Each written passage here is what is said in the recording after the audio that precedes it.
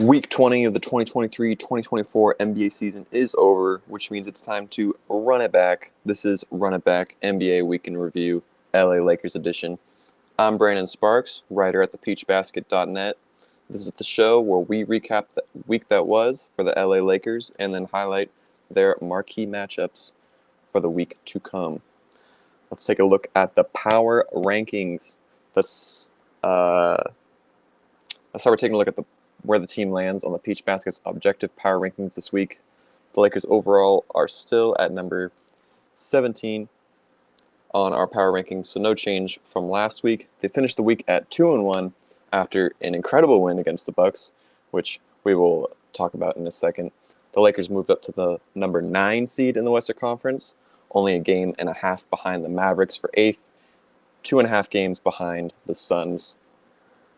I attended the Thunder game this week, and what a great overall team effort from everyone. D'Angelo really stepped up as the top scorer of the game. He hit some incredible threes in the third, which really just sealed the deal for the Thunder, and it was quite the blowout. Prince and Dinwiddie played some great defense as well, even though it may not show up on the box score. And, of course, we'll talk about Dinwiddie's defense again in a minute. And Davis was, once again, a monster in the paint. 3 blocks. Stopped Chet from scoring in the paint. Shea didn't have like his usual amazing night. Josh Giddey was the only one who was scoring. So great win against the Thunder. The Kings game was a really tough loss. Davis once again got dominated in the matchup against Sabonis. Sabonis had another triple-double with 20 boards. And after that Suns game where we were out-rebounded by Nurkic and the offensive rebounds were so awful for the Lakers, how the Suns were just offensive rebounding left and right. It's becoming clear how big our rebounding problem is. Davis is the only one who is putting a lot of effort in rebounding, and it's starting to show. Fox also finished with 44 points alongside Monk's 26 points. So they were just the scoring duo that they usually are, but Fox went a little overboard with 44. LeBron left the game early due to an ankle injury, which kept him out of the Bucks game that it became an expected loss. We expected to lose that game after losing LeBron, and the Bucks had been on a hot streak for a while, so it wasn't looking good. But, I mean, D'Angelo Russell, he decided to prove how incredible he truly is against the Bucks. He finished with 44 points, scored the second highest in his career, and a season high.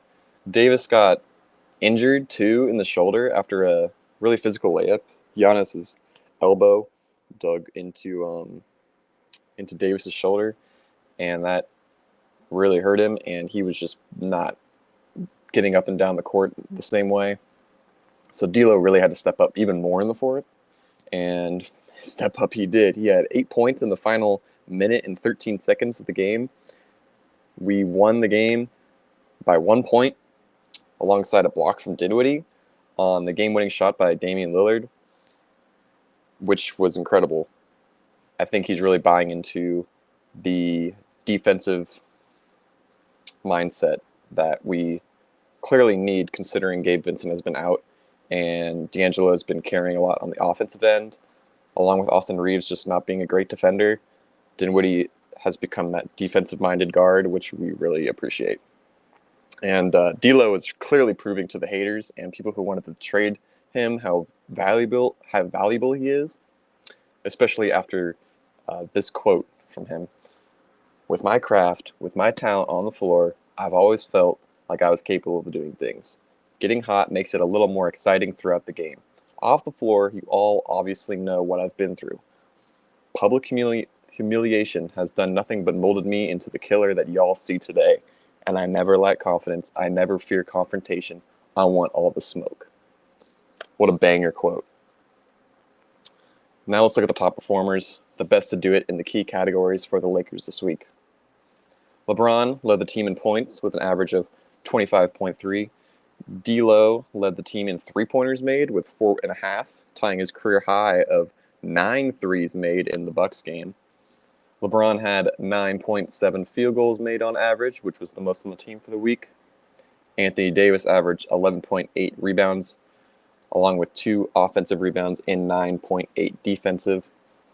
The game against Sabonis really proved my thoughts from last week on the poor rebounding for the Lakers, and this should definitely become a topic of discussion in the locker room because we are allowing players like Nurkic and Sabonis to get 20 boards while only Davis is getting rebounds. LeBron James had 10 assists on average this week, which is crazy. Davis averaged 2.5 blocks, which is now just a regular stat for him to have, and it's quite a shame he's not in the discussion more for Defensive Player of the Year.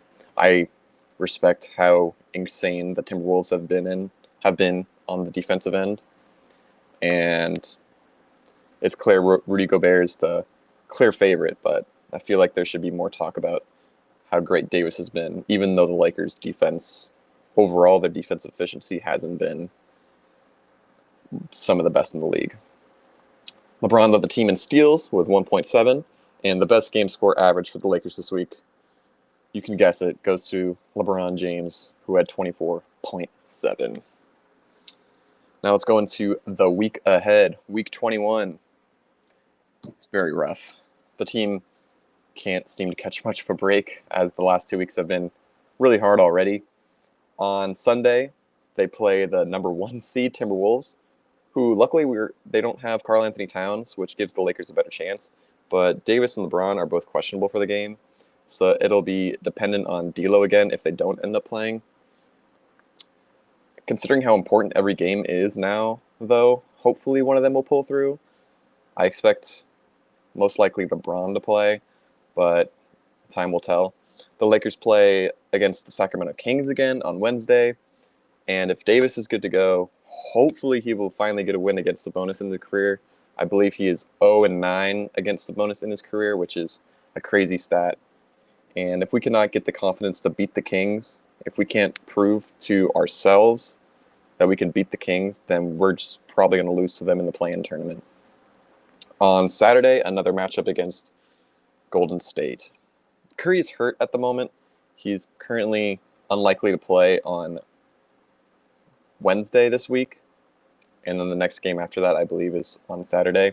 So if Curry is not 100%, or if he doesn't come back at all, the Lakers got to take advantage of the situation and get a win against them. We are battling them for seeding right now, and getting a win would push us significantly ahead of them in the Western Conference. Currently, we are 1 game ahead of them. They are the 10 seed.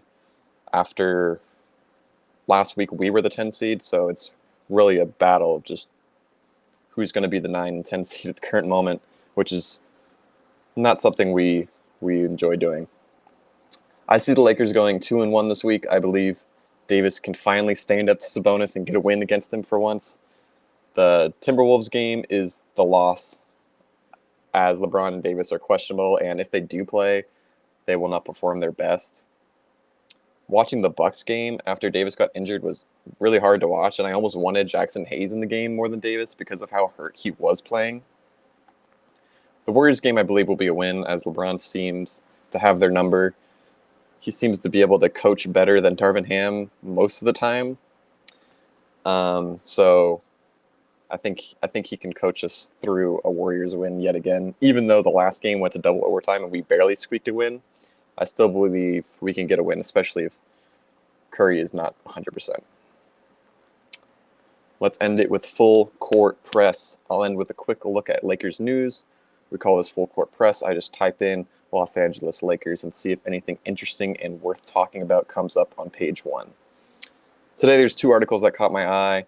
There is Rui Hachimura admits difficulty of finding consistency with shuffling rotations by Ron Gutterman for the Lakers Nation. And it just talks about how Rui has just been struggling with all the different situations that have been going on with the rosters and the rotations that Darvin Ham has come up with. Rui has 21 starts in 50 games, but he also has 13 games where he's had less than 20 minutes, even when he's starting. There was a time where Rui Hachimura started, but Taurean Prince off the bench was getting more minutes, even though Rui was playing more. We could talk forever about Darvin Ham just being in love with Taurean Prince. Taurean Prince is good sometimes. We need him to be a lot more consistent, and that's why he's coming off the bench, and Rui is starting, especially since Rui's defense is a lot better. Alongside those minute restrictions that he's been on, where he has less than 20 minutes sometimes, he's missed 14 games, and the injuries to players like Jared Vanderbilt and Gabe Vincent and Christian Wood, the rotations are just constantly different, and it makes it a struggle for the entire team to find consistency. But Rui is the one who spoke out about it. I pulled a quote. He spoke about how the injuries and players returning has constantly shuffled the team's rotation. And he says, it's hard. It's for sure hard. And like you said, that part, but also Vando is going to come back. And Gabe Vincent is going to come back soon. Christian Wood is going to come back soon. It's going to be tough rotation-wise. Even me, you got to figure it out. So he knows that the consistency is not there for the entire team, and all the injuries are really hurting everyone on the team. And the second article I picked out was just a fun one.